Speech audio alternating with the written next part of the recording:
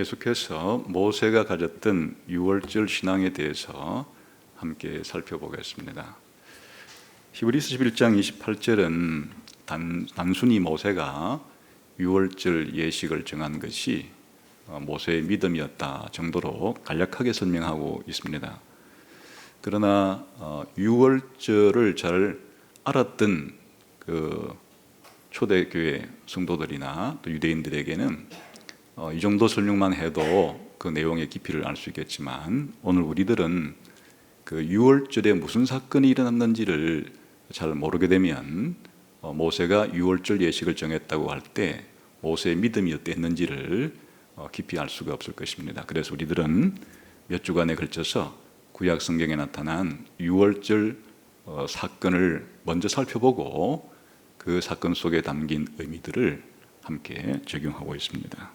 오늘은 이 유월절이라고 하는 그 절기에는 무교절이라고 하는 절기가 아주 불가분의 관계로 연결되어 있다는 사실을 살펴보려고 합니다. 그래서 유월절과 깊은 연관을 가지고 있는 이 무교절의 의미가 무엇인지를 살펴서 오늘 적용하려고 합니다.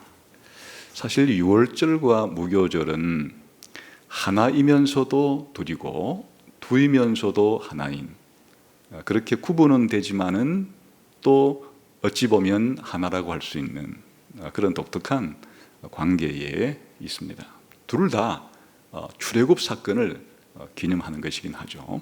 출애굽 사건을 기념하는데 왜 이런 우리가 유월절만이 아니라 무교절이라고 하는 절기가 필요했는지를 함께 살펴보려고 합니다. 그래서 먼저는 이 구약의 출애굽 사건 속에 기록되어진 무교절 본문을 한번 살펴보고 그 속에 무교절을 어떻게 지켜야 되는 건지를 설명한 부분들을 함께 고찰해 보겠습니다. 그리고 신약 성경이 이 무교절에 대해서 어떤 해석을 내리고 또 적용을 하고 있는지를 살펴보겠습니다. 마지막으로 그렇다면 오늘 21세기를 살아가는 우리 성도들은 이 무교절에 관련된 이와 같은 신앙을 어떻게 적용하며 살아갈 수가 있을까 하는 것으로 마지막을 살펴보려고 합니다. 우선 무교절이라고 하는 절기가 어떠한 절기인지를 한번 구약 본문을 통해서 살펴보도록 하겠습니다. 우선 출애굽기 12장으로 다시 돌아갑니다. 출애굽기 12장과 13장에는 출애굽과 관련된 유월절에 관한 내용들이 상세히 최초로 기록된 그런 본문이기도 합니다. 그래서 거기에 무교절에 대한 내용이 나옵니다. 우선은 한번 8절을 보겠습니다. 12장 8절 같이 읽어볼까요? 시작.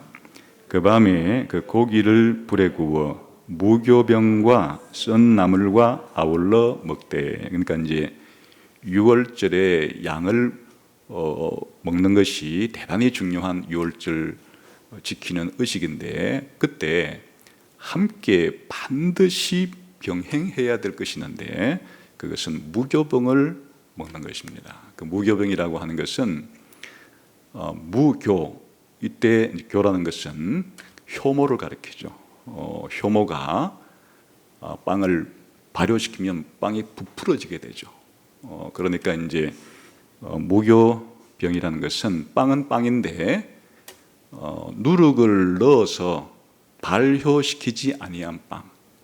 그러면 그냥 밀가루를 이런 발효시키지 않은 채로 부풀리지 반죽을 그대로 그냥 굽게 되면 아주 이렇게 납작하게 딱딱하게 별 맛이 없는 그런 빵이 되겠죠. 그래서 우리가 먹는 보통 대부분의 빵들은 전부 다 효모를 통해서 발효를 시켜서 아주 풍미가 있고 맛있게 빵을 먹죠. 근데 여기서 이제 무교병이라는 것은 이렇게 이 누룩 혹은 효모를 넣지 않고 그냥 구운 그런 빵을 지금 가리키는 겁니다.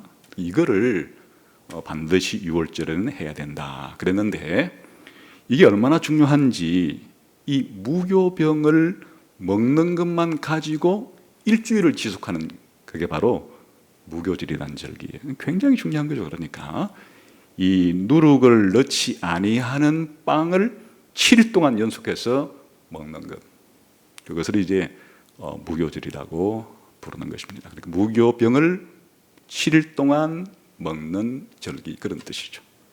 자, 그러면 이제 무교절에 대해서 이렇게 빵을 먹을 때 11절에는 추가 정보가 하나 들어 있습니다. 시작.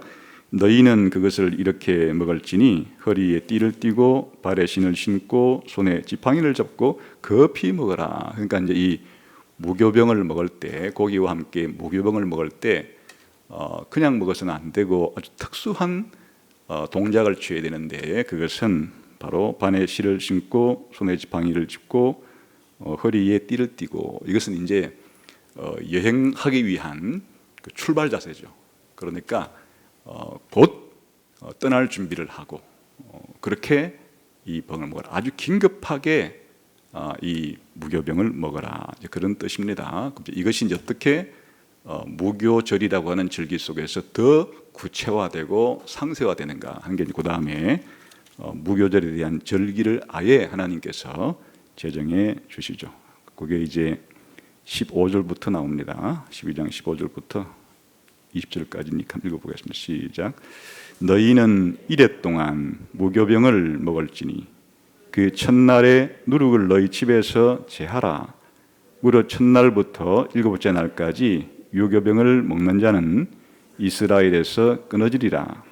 너희에게 첫날에도 성회요 일곱째 날에도 성회가 되리니 너희는 이 두 날에는 아무 일도 하지 말고 각자의 먹을 것만 갖출 것이니라. 너희는 무교절을 지키라. 이날에 내가 너희 군대를 애굽 땅에서 인도하여 내었음이니라. 그러므로 너희가 영원한 규례로 삼아 대대로 이 날을 지킬지니라. 첫째 달 그 달 19날 저녁부터 21일 저녁까지 너희는 무교병을 먹을 것이요 이래 동안은 누룩이 너희 집에서 발견되지 아니하도록 하라. 무릇 유교묘를 먹는 자는 타국인이든지 본국에서 난 자든지를 막론하고 이스라엘 회중에서 끊어지리니 너희는 아무 유교물이든지 먹지 말고 너희 모든 유하는 곳에서 유교병을 먹을지니라. 굉장히 자세하게 이 무교절에 대한 절기가 소개되어 있죠. 그리고 굉장히 중요한 절기라는 것을 알 수가 있습니다. 13장에 가면 출애굽을 경험한 이후에 또다시 이 무교절에 대한 절기가 기록이 되어 있습니다. 13장에 가보겠습니다. 13장 3절부터 또 10절까지도 보겠습니다. 시작. 모세가 백성에게 이르되 너희는 애굽 곧 종되었던 집에서 나온 그날을 기념하여 유교병을 먹지 말라. 여호와께서 그 손의 권능으로 너희를 그곳에서 인도하여 내셨음이니라. 아비벌 이달에 너희가 나왔으니 여호와께서 너를 인도하여 가나안 사람과 헷 사람과 아모리 사람과 히위 사람과 예부스 사람의 땅 곧 내게 주시려고 내 조상들에게 맹세하신 바 젖과 꿀이 흐르는 땅에 이르게 하시거든. 너는 이달에 이 예식을 지켜 이래 동안 무교병을 먹고 일곱째 날에는 여호와께 절기를 지키라. 이래 동안에는 무교병을 먹고 유교병을 내게 보이지 아니하게 하며 내 땅에서 누룩을 내게 보이지 아니하게 하라. 너는 그날에 내 아들에게 보여 이르기를 이 예식은 내가 애굽에서 나올 때 여호와께서 나를 위하여 행하신 일로 말미암음이라 하고 이것으로 내 손의 기호와 내 미간의 표를 삼고 여호와의 율법이 내 입에 있게 하라. 이는 여호와께서 강하신 손으로 너를 애굽에서 인도하여 내셨음이니 해마다 절기가 되면 이 규례를 지킬지니라. 그러면 왜 이 12장에도 한번 나오고 13장에도 또 한번 무교절에 대한 설명이 나오는가 하면 12장에 나오는 무교절 설명은 하나님께서 모세에게 지시하신 사항이에요. 그 다음에 13장은 이제 하나님께 지시를 받았으니까 모세가 이스라엘 백성에게 무교절을 또 설명하고 지시한 내용이에요. 또한 시간적으로도 12장은 아직 유월절이라고 하는 그 애굽에서 해방되는 밤 전에 하나님께서 말씀해 주신 거고, 13장은 이제 진짜 그 해방이 일어났어요. 일어난 이후에 즉시 또 말씀해 주신 내용이에요. 그러니까 그 시간상으로도 차이가 있고, 또 말씀하신 분이 12장에는 하나님이고 13장에서는 모세가 그걸 받아서 이스라엘에게 전하는 내용이니까 말한 주체도 차이가 있고, 내용상은 동일한 것인데 이제 강조점이 다르죠.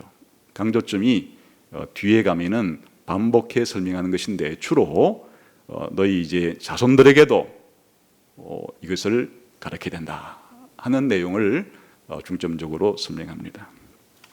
그러면 이 6월절과 긴밀하게 붙어 있는 이 무교절이 구약 성경에서 여기만 설명된 것은 아니고, 이제 이후에 출애굽기 내에서도 2번이나 더 반복이 되고, 또 레위기에서도 반복이 되고, 민수기에도 반복이 되고, 신명기에도 반복이 되고, 모세가 쓴 이 5권의 책 가운데 이 출애굽기부터 신명기까지에는 계속해서 이제 무교절에 대한 내용이 설명이 됩니다. 왜 설명이 되는고 하니, 이 이스라엘의 3대 절기를 지키라는 것을 설명하기 위한 것이에요. 그래서 이제 이 이후에 나오는 본문들은 이 6월절만이 아니고 우리가 흔히 알고 있는 그 오순절, 그리고 장막절이라고 부르는 3가지 절기를 다 지켜라 라고 말을 하면서 그 첫 번째 바로 이 6월절 혹은 무교절에 대한 이야기를 하는 겁니다. 그러니까 이 절기라는 것이 대단히 중요하다는 것을 알 수가 있죠. 계속해서 시간이 있을 때마다 이런 절기를 앞으로 가나안 땅에 들어가서는 반드시 지켜야 한다, 이렇게 이제 말씀을 하신 것이에요. 그런데 이후에 전개되는 출애굽기, 레위기, 민수기, 신명기의 이 구절들을 살펴보게 되면 이 6월절과 무교절의 관계가 둘이면서 하나고 하나면서 둘이라고 하는 독특한 관계로 되어 있음을 알 수가 있어요. 그게 어떻게 되는가 하니까 레위기 23장에서도 이제 7대 절기를 설명하면서 특별히 앞부분에 3대 절기를 설명하는데, 이때는 6월절과 무교절을 각각 언급해요. 그러니까 6월절이란 말과 무교절이란 말이 구분되어서 그렇게 레위기 23장에는 설명이 되어 있습니다. 한번 확인해 보고 가겠습니다. 레위기 23장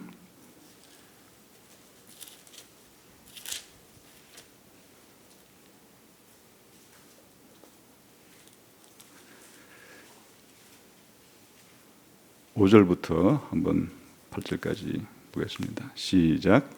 첫째 달 열 나흘날 저녁은 여호와의 유월절이요, 이달 15째 날은 여호와의 무교절이니 이래 동안 너희는 무교병을 먹을 것이요, 그 첫날에는 너희가 성회로 모이고 아무 노동도 하지 말지며 너희는 이래 동안 여호와께 화제를 드릴 것이요, 7째 날에도 성회로 모이고 아무 노동도 하지 말지니라. 여기 보면 이제 이스라엘의 절기를 쭉 설명하는 가운데 6월절이라는 절기를 설명하면서 무교절도 이렇게 구체적인 절기의 이름을 가지고 이제 설명하는 것을 볼 수가 있어요. 마치 이것을 보게 되면 6월절과 무교절이 따로 떨어진 것처럼 그렇게 느껴지기도 쉬워요. 그러나 이제 시간 관계상 읽지는 않고 제가 구도로 설명만 드리겠지만, 신명기 16장 1절부터 8절을 보게 되면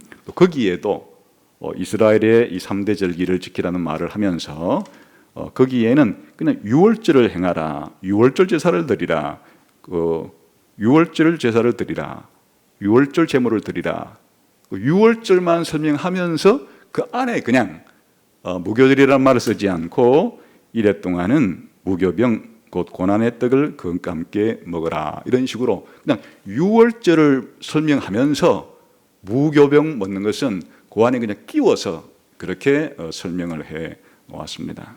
이 얘기는 우리가 무교절이라 부르는 것은 그냥 유월절 안에 포함되어 있는 것으로 생각을 해서 그냥 이 전체를 묶어서 유월절이다 이렇게 부르고 있는 것을 알 수 있습니다.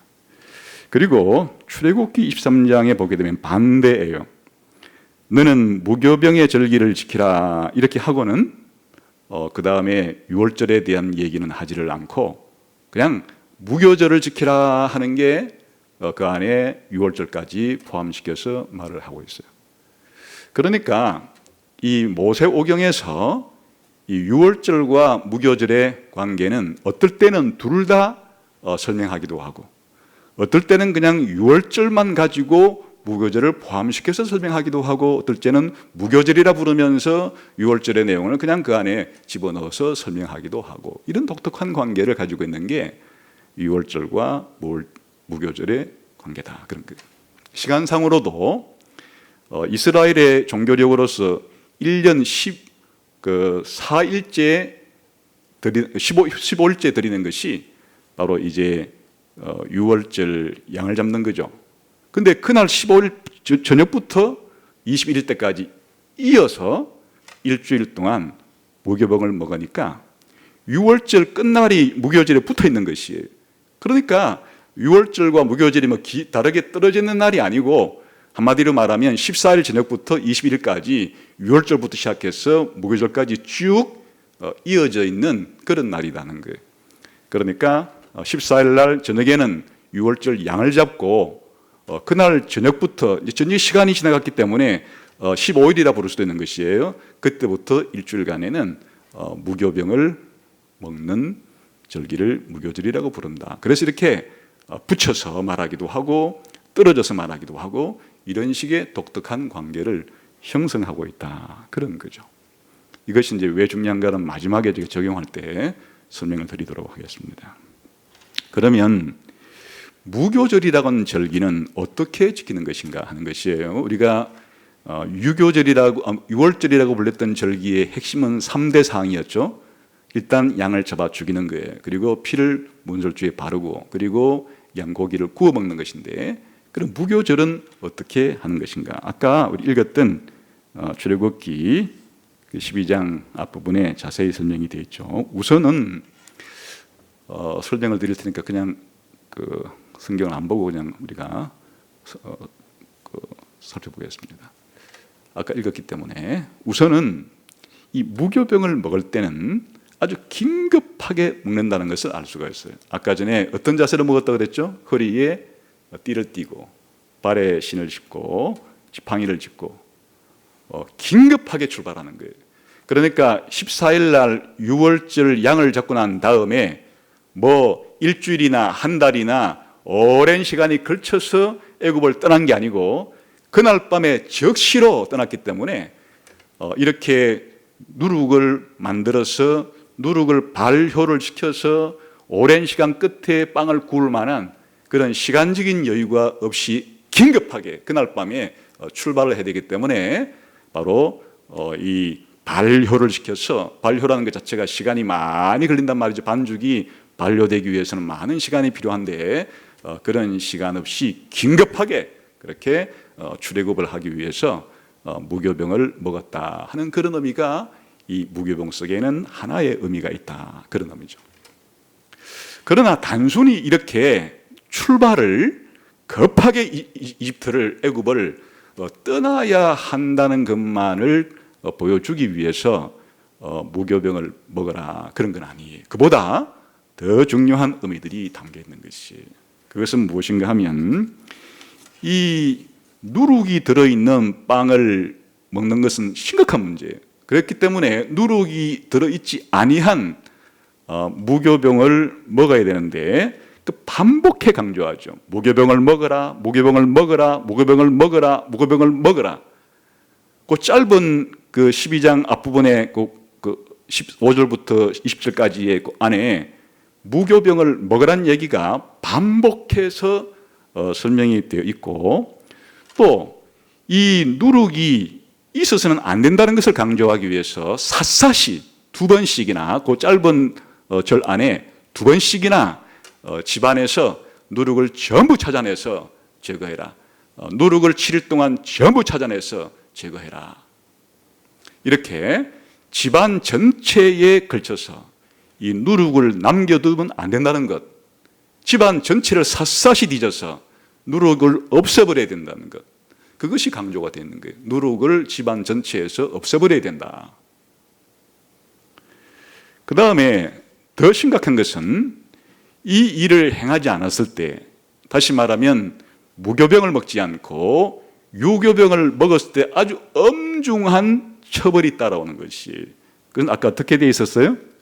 바로 이스라엘 회중에서 끊어지리라. 이스라엘 회중에서 끊어지리라. 이 유교병을 먹게 되면, 다시 말하면 무교병을 먹지 않게 되면은 처벌이 이스라엘 백성의 회중에로부터 끊어지는 벌을 받게 될 것이다. 그 얼마나 심각한 문제예요.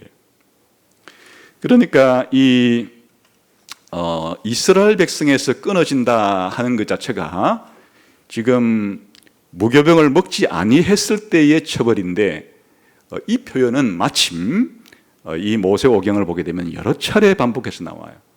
이스라엘 백성 회중 가운데 끊어진다. 어떤 경우에 쓰여지는가 하면 여러 경우에 하나님 이스라엘 백성의 회중에서 끊어진다 할 때 첫 번째가 할례를 받지 아니한 사람은 이스라엘 회중에서 끊어진다는 거예요.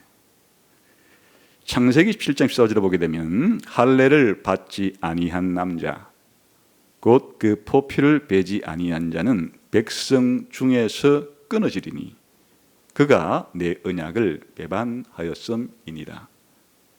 그러니까 이스라엘 백성이 된다는 의미는 바로 할례를 받고서 하나님 백성이 된다는 얘기인데, 할례를 안 받은 사람은 이스라엘 백성에서 끊어진다는 얘기는 하나님 백성이 아니란 얘기죠.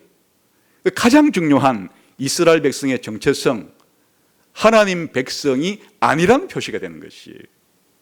그런데 그때 사용하는 이스라엘 백성에서 끊어진다는 표현이 무교병을 먹지 아니할 때도 이스라엘 회중에서 끊어진다고 표현한 것은 이것이 굉장히 엄중하고 심각한 문제라는 것을 알 수 있는 거죠.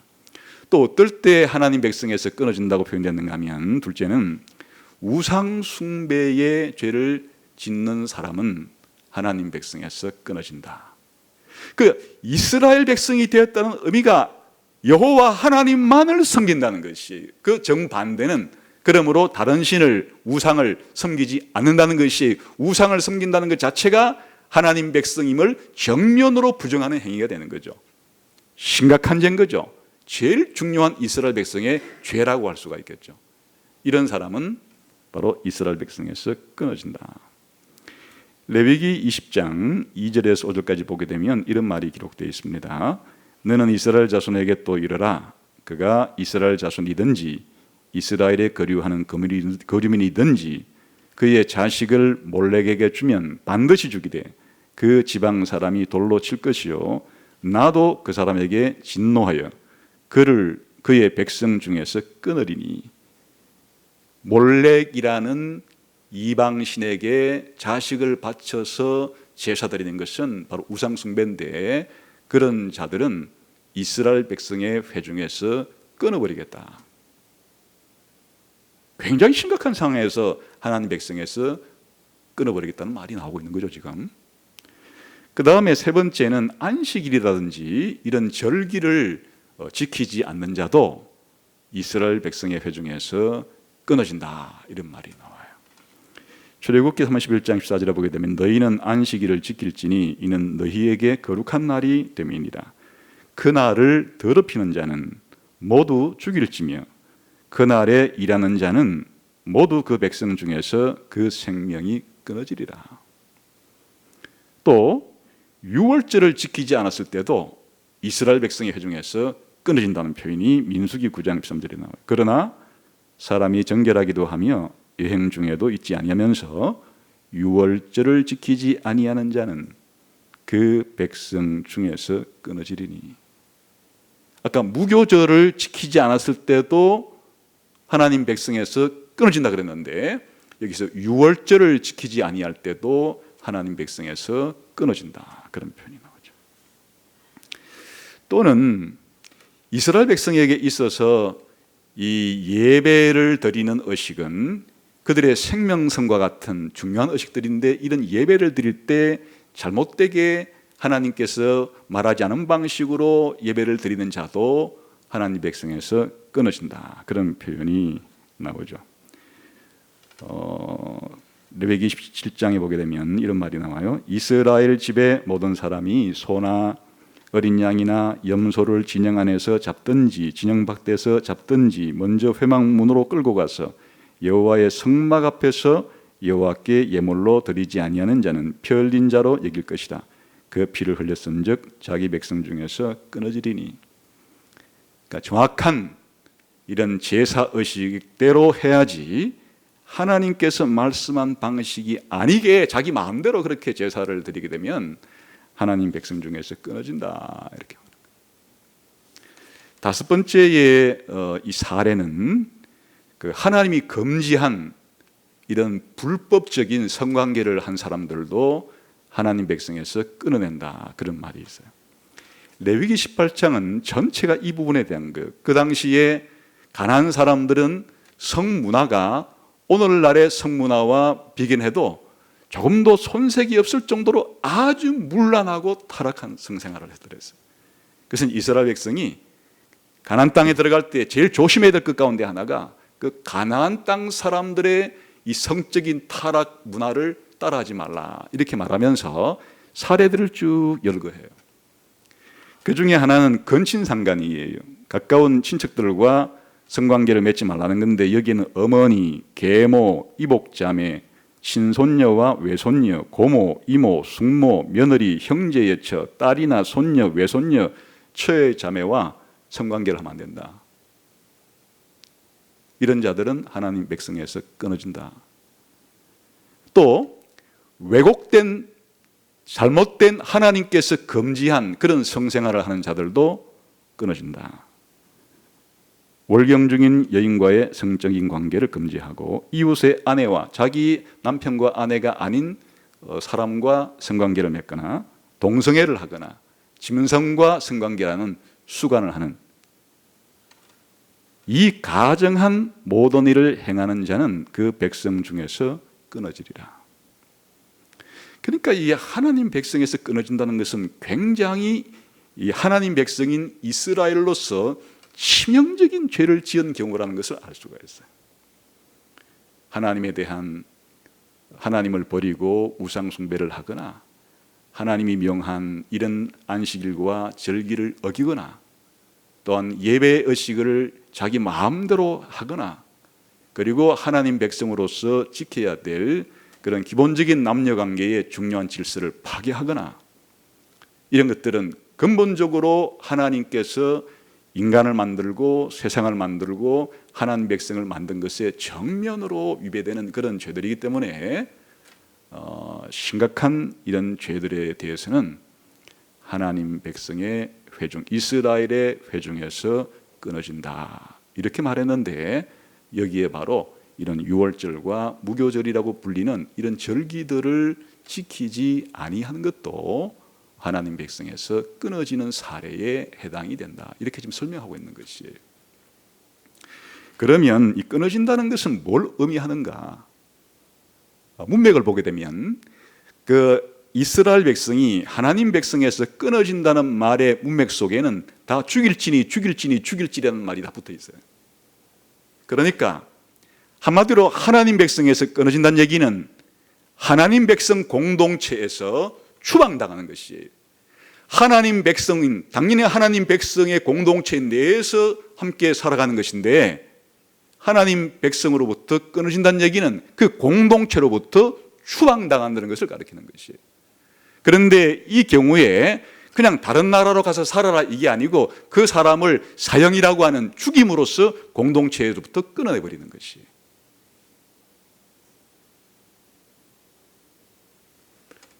어떤 경우에는 자식이 없이 죽는 것도 이 끊어진다는 말과 붙어 있어요.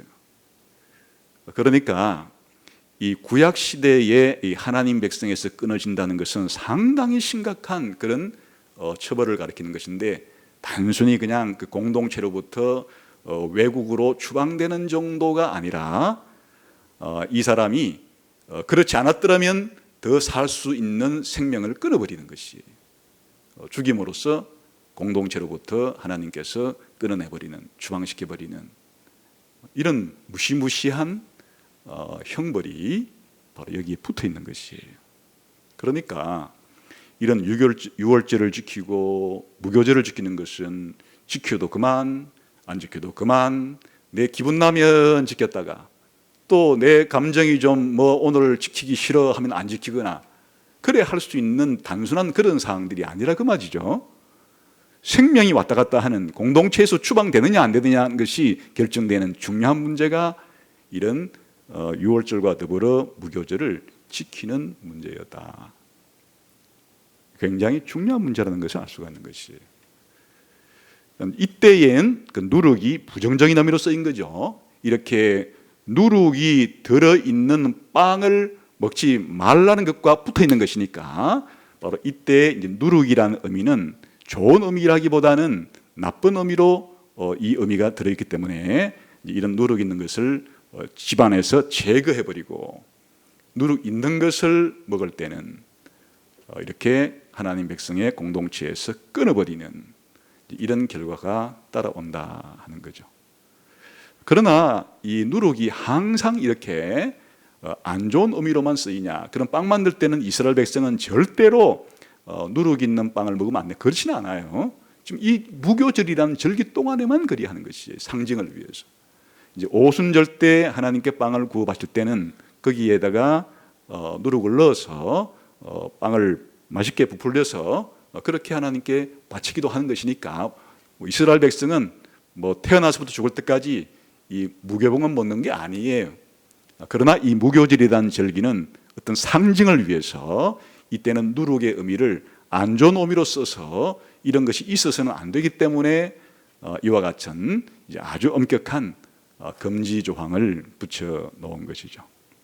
그럼 반대로 무교절에는 뭘 해야 되느냐, 그러면 해야 되는 것도 있죠. 아까 전에 이 무교병을 먹는 이 절기를 며칠 동안 하라 그랬어요?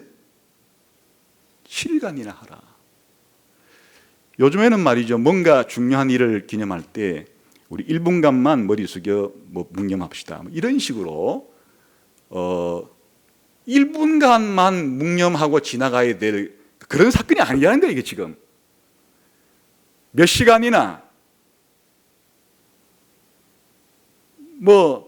하루도 아니고 7일 동안이나 반복해서 이렇게 해야 될 이런 중요한 문제다 하는 것을 알 수가 있어요. 특히 이게 7일 동안이라는 게 중요한 게, 7이라는 것은 이스라엘의 안식일을 기억하게 하는 안식일의 숫자죠. 완전하고 완벽함을 상징하는, 또 안식일이라는 것 자체가 바로 이 중요한 의미에 담겨 있는데, 이런 무교절을 지킨다는 의미가 다른 말로 말하면 안식일을 지키는 것과 동일한 의미의 중요성을 가지는 것이다, 이런 뜻이에요.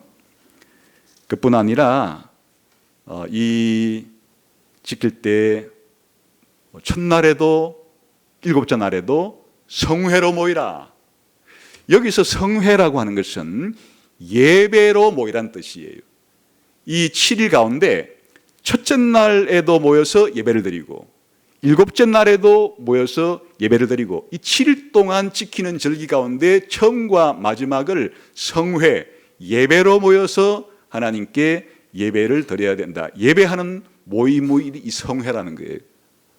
우리가 여행 가기 위해서 모일 수도 있죠. 또 운동하기 위해서 모일 수도 있고, 정치를 하기 위해서 모일 수도 있고, 그런 모임을 가리키는 게 아니에요. 이 성회라는 것은 바로 종교적으로 하나님께 예배하기 위해서 모이는 모임을 성회라고 그래요. 지금 오늘 이 예배드린 이 순간은 성회로 모인 것이에요. 다른 목적으로 모인 게 아니에요. 바로 이 무교절이라는 절기는 바로 성회로 첫날과 일곱째 날을 모여라. 예배를 중요시 여기는 그런 것을 알 수가 있죠. 그리고 이것은 이제 해마다, 절기라는 것은 해마다 반복해야 되는 거예요. 그러니까 쉽게 말하면 죽을 때까지 반복하는 것이에요. 그럼 자기가 죽으면 끝나느냐? 또 자기 후손들에게 가르쳐서 자기 후손들도 죽을 때까지 계속 반복, 절대 잃어서는 안 되는 그런 절기라, 이렇게 설명을 하고 있죠.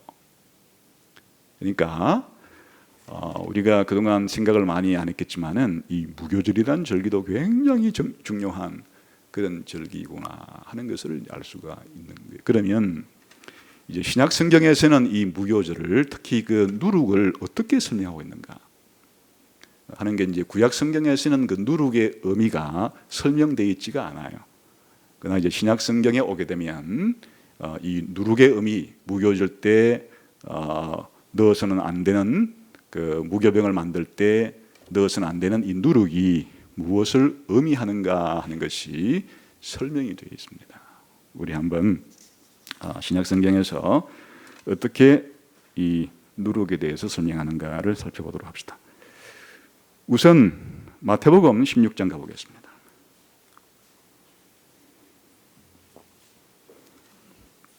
마태복음 16장 5절 6절 한번 읽어봅시다. 시작. 제자들이 건너편으로 갈새 떡 가져가기를 잊었더니, 빵 가져가기를 잊었더니. 6절 시작. 예수께서 이르시되 삼가 바리새인과 사두개인들의 누룩을 주의하라 하시니 하고 좀 설명이 나오고, 이제 끝에 11절 12절 시작. 어찌 내 말한 것이 떡에 관함이 아닌 줄을 알지 못하느냐. 오직 바리새인과 사두개인들의 누룩을 주의하라 하시니. 그제서야 제자들이 떡의 누룩이 아니요 바리새인과 사두개인들의 교훈을 삼가라고 말씀하신 줄을 깨달으니라. 여기에 이제 떡으로 번역됐지만 빵으로 번역하는 게 훨씬 번역을 잘한 것이에요. 이스라엘 사람들은 떡을 먹는 것이 아니고 주식으로 지금 빵을 먹고 있죠. 그러니까 옛날 성경을 번역할 때는 우리나라에 이 빵이라는 문화가 들어오질 않아 가지고 그러는지 이 납떡으로 번역했는데 그 의미가 잘 살질 않아요. 이 빵이에요. 그러니까 이 지금 제자들이 예수님과 함께 가면서 이 빵을 안 가져와 가지고, 이제 배고프면 빵 먹어야 되는데 그것 때문에 염려하고 있으니까 예수님이 그런 것을 가지고 염려할 게 아니고 바리새인과 사두개인들의 누룩을 주의하라. 그 말의 의미가 설명이 되어 있죠. 그것은 무엇을 의미하는 거라고요? 이 바리새인과 서기관들의 가르침, 교훈을 예수님께서는 누룩으로 지금 설명하고 있는 거죠. 그러니까 이 말은 무엇인가 하면, 지금 바리새인과 서기관들의 이 가르침이 바로 하나님 백성인 이 제자들의 삶을 부패시키고 잘못되게 만들고 잘못된 행동들을 하게 만들기 때문에 그거 주의한다, 그런 말이에요. 그러니까 누룩이라는 의미가 잘못된 사상, 잘못된 교훈, 잘못된 가르침을 이렇게 누룩이라고 표현한 거예요. 그래서 아까 말씀드린 것처럼 이 누룩이라는 것이 항상 나쁜 의미로만 쓰이는 것은 아니에요. 신약 성경에서도 누룩이라는 것을 좋은 의미로 쓸 때도 있어요. 그것은 이제 마태복음 13장에서 천국을 비유로 설명할 때, 천국은 마치 한 여자가 가로수말 속에 누룩을 넣은 것과 같아서 그 누룩이 들어간 밀가루는 이제 팽창하게 되죠. 하나님의 나라 천국이 그렇게 팽창하게 될 거다. 그럴 때 누룩은 좋은 의미죠. 천국이 확산되고 팽창하고 성장한다는 의미니까. 그러니까 이제 이 누룩이라는 것의 특징은 바로 밀가루를 아주 부풀리고 팽창시키는 거죠. 그게 이제 발효라는 것이고, 이 효모가 하는 역할이 그 빵 만들 때 밀가루를 아주 엄청나게 몇 배로다가 이렇게 불리고 확장시키는, 이제 그것 때문에 이게 좋은 의미로 확장이 될 수도 있고 나쁜 의미로 확장이 될 수 있는 것이에요. 이때 무교절에서 누룩을 넣지 않은 빵을 먹으라 했을 때는 좋은 의미가 아니죠. 그러니까 그때는 팽창은 팽창인데 나쁜 의미로서의 팽창을 의미하는 것이기 때문에 예수님은 그것을 어떤 식으로 해석하고 적용하는 것인가 하면, 바리새인과 이 사두개인들의 이 잘못된 사상을 받아들이게 되면 그것이 자기 삶 속에 급격한 부패를 일으키게 되는 것이에요. 그러니까 한 사람의 이런 그 사상이라는 것은, 가르침이라는 것은 다른 사람에게 영향을 미쳐요. 이단 한 사람이 교회 안에 들어오게 되면 그 이단 한 사람의 가르침 때문에 수많은 사람들이 그 이단의 가르침에 잘못된 영향을 받죠. 그러니까 이 누룩이라는 것이 하나님의 뜻에 반대되는 그런 가르침이나 사상과 교훈을 바로 누룩이라 부를 수 있는 것이에요. 그 가르침을 하는 사람만 부패시키는 것이 아니에요. 그 가르침을 받아들이는 다른 사람에게까지 그 다른 사람들을 잘못되게 타락시키고 부패시키는 영향을 미치죠. 그래서 바로 이 출애굽 때 누룩 없는 이 빵, 무교병이라고 할 때 그 누룩은 이런 식으로 죄를 짓게 만드는, 잘못된 행동을 하게 만드는, 잘못된 진리를 가르치는 이런 것들을 가르친다. 예수님은 그렇게 이 누룩을 설명해 주신 것이에요. 그 다음에 누가복음 11장 1절에 가봅시다.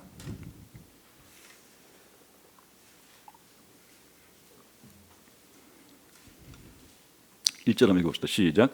그동안에 무리 수만 명이 모여 서로 밟힐 만큼 되었더니 예수께서 먼저 제자들에게 말씀하여 이르시되 바리새인들의 누룩 곧 외식을 주의하라.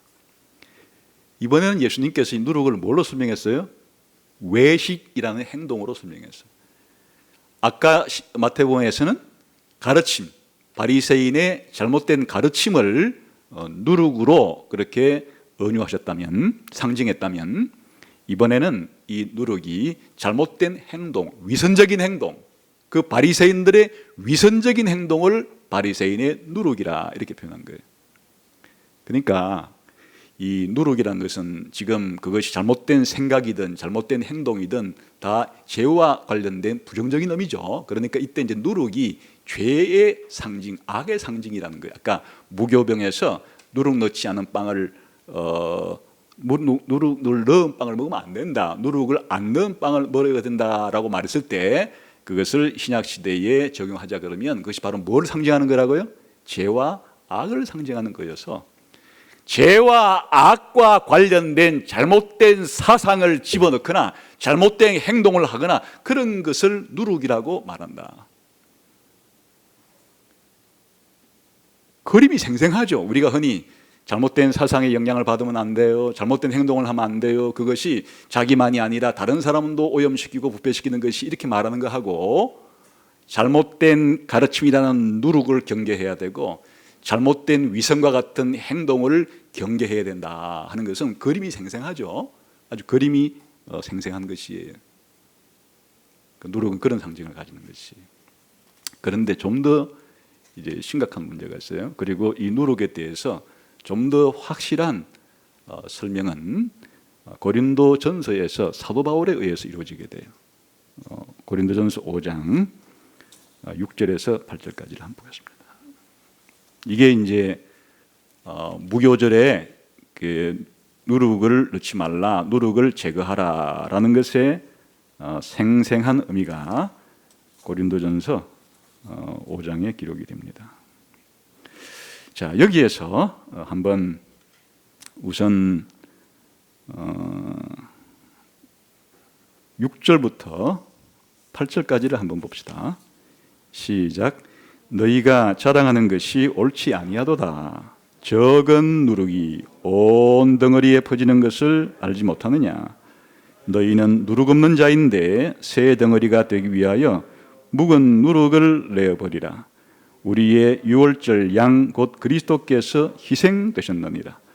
이러므로 우리가 명절을 지키되 묵은 누룩으로도 말고 악하고 악의에 찬 누룩으로도 말고 누룩이 없이 오직 순전함과 진실함의 떡으로 하자. 여기에 바로 유월절과 무교절을 바울이 해석하는 것을 볼 수가 있어요.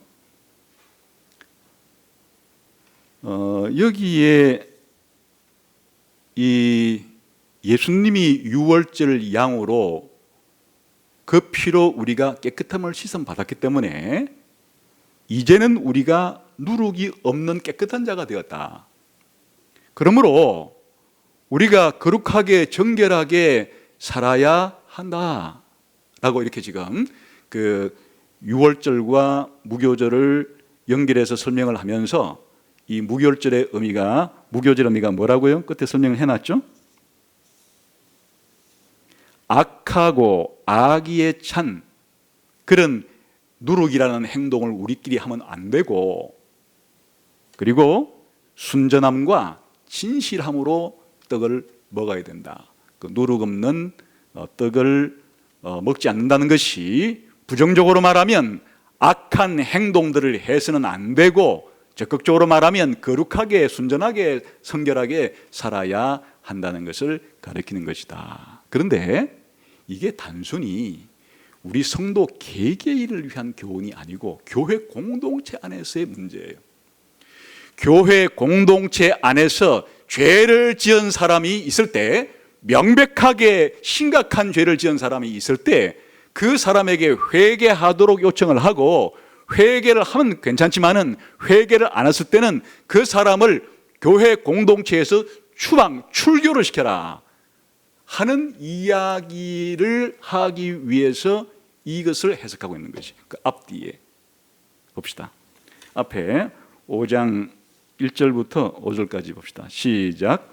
너희 중에 심지어 음행이 있다 함을 들으니 그런 음행은 이방인 중에서도 없는 것이라. 누가 그리하고도 너희가 오히려 교만하여져서 어찌하여 통한이 여기지 아니하고 그 일 행한 자를 너희 중에서 쫓아내지 아니하였느냐. 내가 실로 몸으로 떠나 있으나 영으로는 함께 있어서 거기 있는 것 같이 이런 일 행한 자를 이미 판단하였노라. 주 예수의 이름으로 너희가 내 영과 함께 모여서 우리 주 예수의 능력으로 이런 자를 사탄에게 내어주었으니 이는 육신은 멸하고 영은 주 예수의 날에 구원을 받게 하려 합니다. 굉장히 지금 심각한 일이 고린도 교회에서 발생을 한 거예요. 고린도 교회의 성도 가운데 한 사람이 자기는 예수를 믿는 사람이라고 말하고 고린도 교회의 한 성도가 된 사람이 어떤 죄를 지었는가 하니까 계모를 데리고 사는 이 음행의 죄를 지은 거예요. 이것은 사실 계모를 데리고 사는 것은 불신자들, 이방인들도 안 하는 건데 교회 성도가 이런 일을 하고 있다.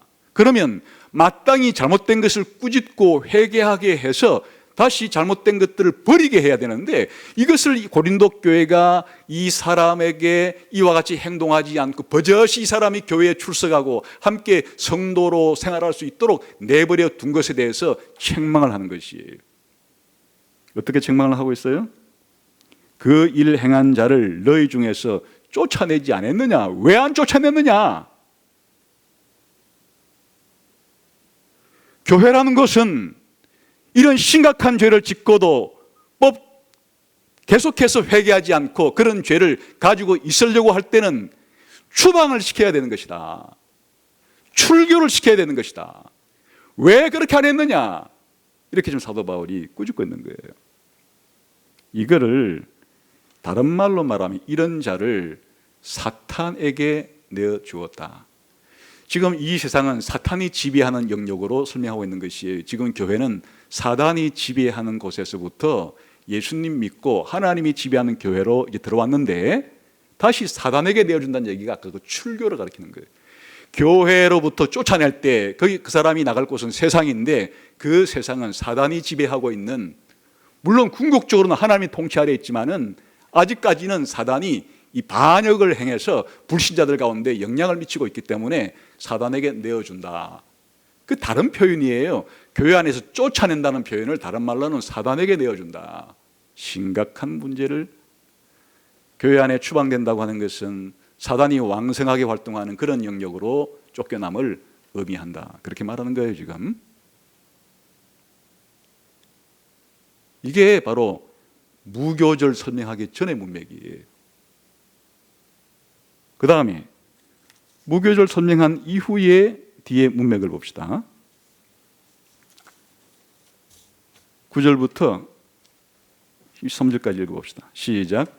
내가 너희에게 쓴 편지에 음행하는 자들을 사귀지도 말라 하였거니와 이 말은 이 세상에 음행하는 자들이나 탐하는 자들이나 속여 빼앗는 자들이나 우상 숭배하는 자들을 도무지 사귀지 말라는 것이 아니니 만일 그리하려면 너희가 세상 밖으로 나가야 할 것이라. 이제 내가 너희에게 쓴 것은 만일 어떤 형제라 일컬는 자가 음행하거나 탐욕을 부리거나 우상 숭배를 하거나 모욕하거나 술 취하거나 속여 빼앗거든 사귀지도 말고 그런 자와는 함께 먹지도 말라 함이라. 밖에 있는 사람들을 판단하는 것이야 내게 무슨 상관이 있으려마는 교회 안에 있는 사람들이야 너희가 판단하지 아니하랴. 밖에 있는 사람들은 하나님이 심판하시려니와 이 악한 사람은 너희 중에서 내쫓으라. 지금 앞뒤로 같은 얘기를 하고 있는 거예요. 그 음행한 사람을 쫓아낸다고 하는 것은 그러면 우리가 이렇게 심각한 죄를 지은 사람하고는 절대로 교제도 하지 말고 사귀지도 말란 말입니까? 그런 뜻은 아니다. 너희들이 이 세상에 나가서 다른 사람과 어울려 살 때 그 불신자들은 당연히 불신자이기 때문에 그렇게 하기 때문에 그들과 함께 교제하는 것이 문제될 것은 없고 오히려 그렇게 하면서 나중에 전도를 해서 교회 안으로 데리고 들어올 그런 생각을 해서 교제하는 것이지만은 문제는 교회 안에 들어와 있는 이 신자가 계속해서 이런 죄를 지을 때는 그런 신자와는 관계를 끊어버리고 바로 관계를 끊어버리라는 얘기는 성찬식에도 함께 먹지 말고 그런 사람을 교회 밖으로 내쫓으라는 얘기다.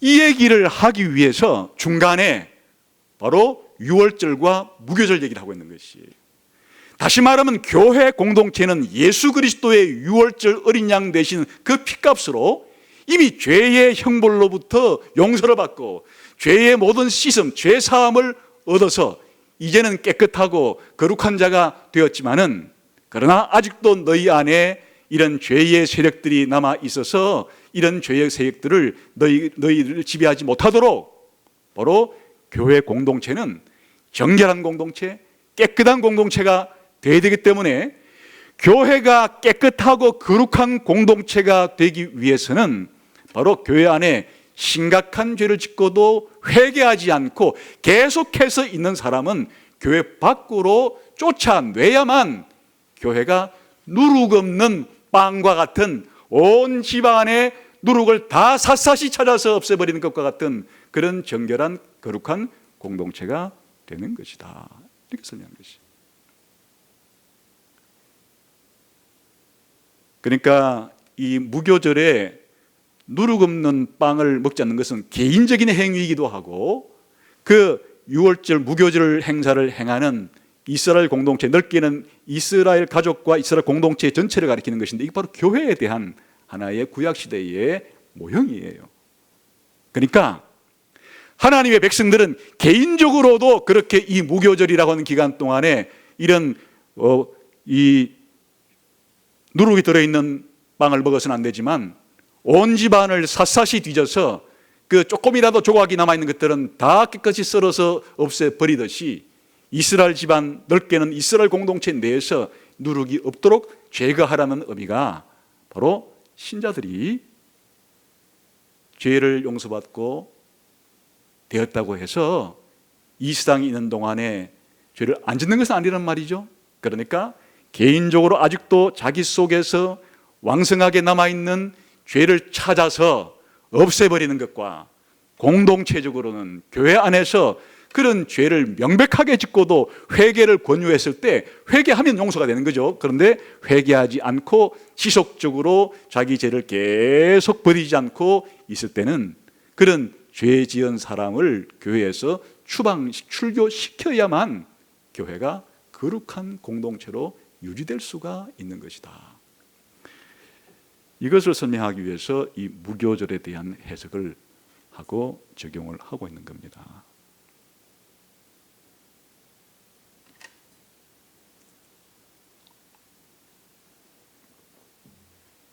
이제 마지막으로 그러면 이 무교절에 누룩 없는 빵을 먹어야 한다는 그리고 집안 샅샅이 이 무교절을 지킬 때 이 누룩을 남겨두면 안 된다고 하는, 그리고 이 누룩 있는 그 빵을 먹었을 때는 이스라엘 회중에서 끊어진다는 게 다 지금 아까 사도 바울이 한 말이 다 설명이 됐죠. 아까 구약 성경에서 하나님 백성이 끊어진다는 게 신약식으로 말하면 어떻게 된단 말이에요? 교회에서 추방하는 것을 가리키는 것이에요. 그런데 이것을 오늘 그러면 우리들은 21세기 대한민국에 살아가는 우리 교회는, 또 우리 예수가족교회와 우리 성도들은 어떻게 적용하면 좋을까? 이 무교절을 어떻게 우리에게 적용할 것인가? 첫 번째는 하나님이 우리를 구원한 목적 자체가 단순히 죄를 용서해 주는 정도에서 머무는 것이 아니고, 목표는 우리를 거룩하게 만드는 게 목표라는 거예요. 유월절 어린 양의 피로 문설주를 발랐을 때 그 집안에 피가 발린 그 집안에 있는 사람들은 하나님의 진노, 죄에 대한 진노와 형벌이 넘어갔죠. 쉽게 말하면 죄의 형벌로부터 용서가 받았다는 뜻이에요. 또 그의 죄가 씻김 받았다는 뜻이에요. 그런데 그것으로 끝이 아니란 얘기예요. 하나님은 유월절 어린 양의 피 바르는 것으로 끝이 아니라 그를 거룩하게 하는 데 목적이 있는 것이에요. 그래서 유월절 의식 속에도 죄와 관련된 피 바름뿐 아니라 거룩함을 상징하는 고기까지 먹이고, 이 고기를 먹여서 거룩하게 한다고 하는 것을 더 확대해 설명한 것이 바로 누룩 없는, 죄 없는 빵을 먹는 것을 상징하는, 거룩한 생활을 상징하는 무교병을 먹으라는 것이에요. 그러니까 유월절과 무교절의 관계가 무엇인가 하면, 바로 유월절의 의미는 예수님에 의해서 우리의 죄가 용서가 되었지만, 무교절의 의미는 그러므로 하나님 백성들은 이제 거룩한 삶을 살아야 된다라고 한다는 뜻이에요.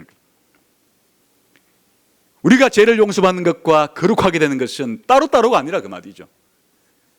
유월절이 신학적으로 우리가 죄로부터 용서받는 칭의를 의미한다면, 이 무교절은 그 이후에 지속적으로 거룩한 삶을 살아야 될 거룩함, 성화를 의미하는 것이에요.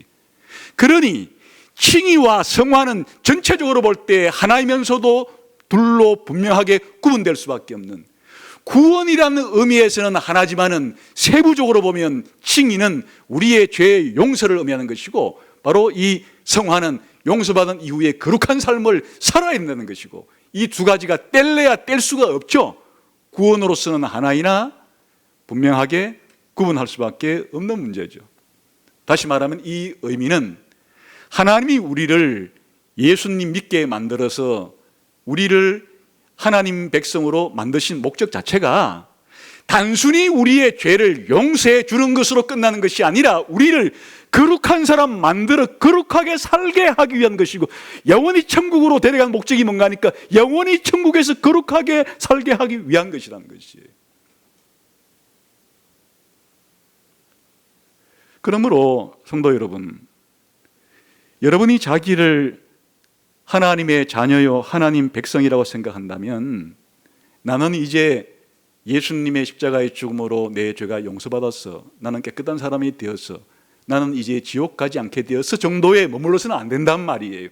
여러분의 관심은 이제는 더 이상 죄를 짓지 않으려고 노력하면서 거룩한 하나님 백성으로서의 삶을 추구해야 된다는 열정이 여러분 가운데 가장 우선적인 관심사가 되어야 된다 그 말이에요. 여전히 신자가 되고 난 이후에도 우리의 관심은 집 문제, 땅 부동산 문제, 이 세상의 정치 문제, 경제 문제, 사회 문제, 내 육신적인 건강의 문제, 이런 것들이 문제가 없다는 것은 아니에요. 다 필요한 것들인데, 우리의 관심사에 가장 중요한 것은 기독교인이라면 거룩한 삶이 내 속에서 발전되고 있는가? 내가 예수님을 믿을 때보다 시간이 지나왔는데, 내가 처음 예수님 믿을 때보다 내 삶은 더 정결해지고 더 거룩해졌는가? 그리고 앞으로 더 정결해지고 더 거룩한 삶을 살아야 되겠다는 것이 나의 가장 중요한 관심사여야 된다, 그런 말이에요. 그게 바로 하나님 나라와 그의 의를 구하라는 말이 바로 개인화시키게 되면 그런 말이에요. 예수 믿고 난 다음에 물론 내 자녀 교육도, 내 결혼하고 직장 잡고 또 이 내가 살아간 나라가 이 정결하게 깨끗하게 좀 공평하게 잘 됐으면 좋겠다는 관심도 중요한 것이기는 하죠. 한데 신자의 가장 중요한 관심사는 나를 거룩한 백성으로 만들어서 거룩한 삶을 살기를 원하고 영원히 천국에서 거룩하게 살기를 원하시는 하나님의 목적대로 내가 내 삶 속에 나를 볼 때 깨끗하고 거룩하게 살아가는 것이 내 삶의 가장 중요한 문제인가? 다른 사람은 주식해서 돈 많이 벌였다는 걸 자랑하는데 나는 예수 믿고 더 정직하게 되고 더 성실하게 되고 더 의롭게 되고 더 다른 사람에 대한 배려심을 가지게 된 것이 나의 자랑이 될 수가 있느냐? 여러분, 이것은 대단히 중요한 문제예요. 우리들은 너무나 내가 구원받았다는 문제를 소극적으로 죄 용서받고 지옥에 안 가게 되었다는 것에만 강조를 두게 되면 그 이후의 신자로서의 따라와야 될 이 성화의 삶, 거룩한 삶에 있어서 치명적인 결함을 가져오게 되죠. 그래서 무교절이 주는 우리에게 두 번째 의미는 개인적으로 적용할 때 신자로서 물론 그런 게 잘못이라는 얘기가 아니에요. 우리가 이 세상에 살아가는 데가 필요한 내 의식주를 내 힘으로 해결하고 또 여력이 남으면 그렇지 못한 사람들을 돕고 하는 이런 것에 관심을 가져야 마땅한 것이기는 하지만은 천국에는 거룩함이 없이는 들어가지 못하는 곳이고 천국이야말로 이 누룩이 없는 곳이, 죄와 악이 없는 곳이, 그곳에서 내가 영원히 살 사람인데 나의 가장 중요한 이 세상에서의 준비는 바로 천국 백성이로서 영원한 천국에 들어가서 거기는 더 이상 악한 것도 죄도 없는, 누룩도 없는 그곳에 들어갈 준비를 이 땅에서 하는 것이 자기의 가장 중요한 관심사인가? 이거를 돌아보아야 하는 것이에요. 세 번째는 개인적으로만 적용할 문제가 아니라는 거예요. 이게 바로 교회 공동체에도 적용할 문제다, 그런 말이죠.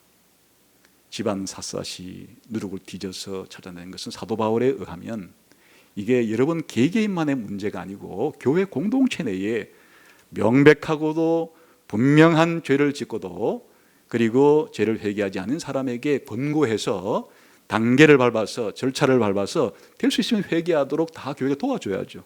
기도하고 또 열심히 그 사람을 위해서 권면하고 해가지고 죄를 회개하도록 도와줘야 되지만은 끝까지 자기가 잘못한 것을 인정하지 않고 죄를 고백하지 않고 죄를 버리지 않고 했을 때는 교회의 거룩성을 위해서, 교회 공동체가 뭐냐? 교회는 거룩한 공동체가 가장 중요한 특징이에요. 그러므로 교회는 사람이 얼마나 많이 모였느냐, 또 얼마나 위치 좋은 곳에 잡아서 여러 가지 편의시설이 갖춰진 곳에 예배를 드리고 있느냐, 이런 것은 2차, 3차, 4차의 문제이고 교회 공동체로서 가장 중요한 것은 바로 우리가 하나님의 뜻대로, 하나님 말씀대로, 하나님 백성답게 이 교회 안에서 우리 교회 공동체가 거룩한 공동체로서의 특징을 잘 드러내고 있느냐, 그리고 이와 같은 것을 위해서 징계할 사람은 징계해 가면서 교회가 거룩한 공동체가 되기를 힘써야 한다. 이것이 무교절이 주는 교훈이라 그런 말이죠. 여러분, 우리들은 개인적으로 살펴보거나 또 우리 교회 공동체로 살펴보거나 또 대한민국 교회나 전 세계를 살펴보고 이럴 때 무교절의 교훈을 사실상 잊어버리고 있는 것은 아닌지 심각한 우려가 안 될 수가 없어요. 다시 한번 이 유교절과 함께 붙어있는 이 무교절의 교훈을 통해서 오늘 이후부터 정말 신자로서 나 개인의 삶을 내 안에 죄가 있는지를 살펴서 죄가 있을 때 하나님 앞에 이것을 뿌리 뽑아 해결하고 죄를 고백하고 죄를 끊어내고 다시는 동일한 죄에 붙잡히지 않도록 이런 문제에서 해결되기를 하나님 앞에 기도하고, 안 되면 성도들에게 부탁해서 하나님께서 나에게 도와달라고 부탁을 하고, 여러 가지 방식을 통해서 이와 같은 점점 성화되고 거룩한 삶을 살아가는 것이 나의 제1순위에 오는, 이게 바로 하나님을 영화롭게 하는 것의 가장 중요한 의미가 되는 거죠. 그렇게 살고 있는가 하는 것을 살펴보아야 되고, 우리 교회 안에서도 지금까지 때때로는 명백하게 드러난 죄가, 결혼하지 않은 지체들이 성관계를 했을 때 그걸 알게 되면 교회가 성찬을 금지시키고 일정하게 회개를 하도록 해서 기회를 주고 해서 대다수 분들이 그렇게 고면할 때 자기 죄를 인정하고, 성경이 따르는, 세상에서는 그것이 아무것도 아니라 할지라도 하나님 말씀에 의하면 잘못이라는 것을 인정하고 그렇게 그 치리를 잘 지도를 받아들이고 생활하는 지체들이 많이 있어요.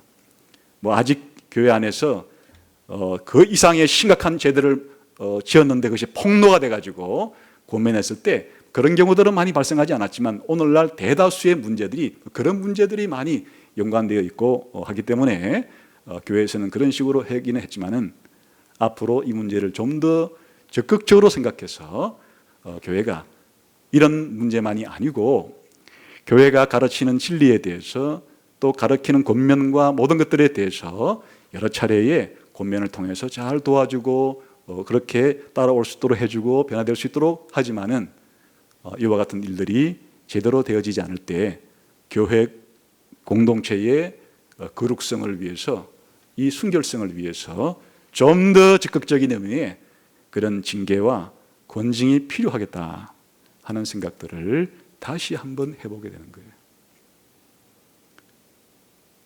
그러므로 오늘 무교절이 주는 교훈은, 우리가 개인적으로도 이제 예수님의 십자가의 죽음으로 구원받았다면 개인적으로도 거룩한 삶을 추구하고, 교회 공동체적으로도 이런 거룩한 삶을 추구하는 공동체가 되어야 한다 하는 것이 바로 무교절이 주는 교훈이라고 할 수 있겠습니다. 이런 거룩함에 대한 추구가 우리 모두에게 있어지기를 주님의 이름으로 축원합니다. 기도하겠습니다. 하나님 아버지, 오늘 우리가 신자로서 구원받은 이후에 이 땅에서의 남은 생활을 어떻게 해야 될지에 대한 다시 한번 도전을 무교절의 교훈을 통해서 주신 것 감사합니다. 이 무교절을 지키라는 의미 속에 담겨 있는 죄에 대한 단호하고도 긴급한 태도에 대해서 우리 모두가 분명한 응답을 할 수 있도록 성령께서 역사해 주시기를 원합니다. 예수님 이름으로 기도하옵나이다. 아멘.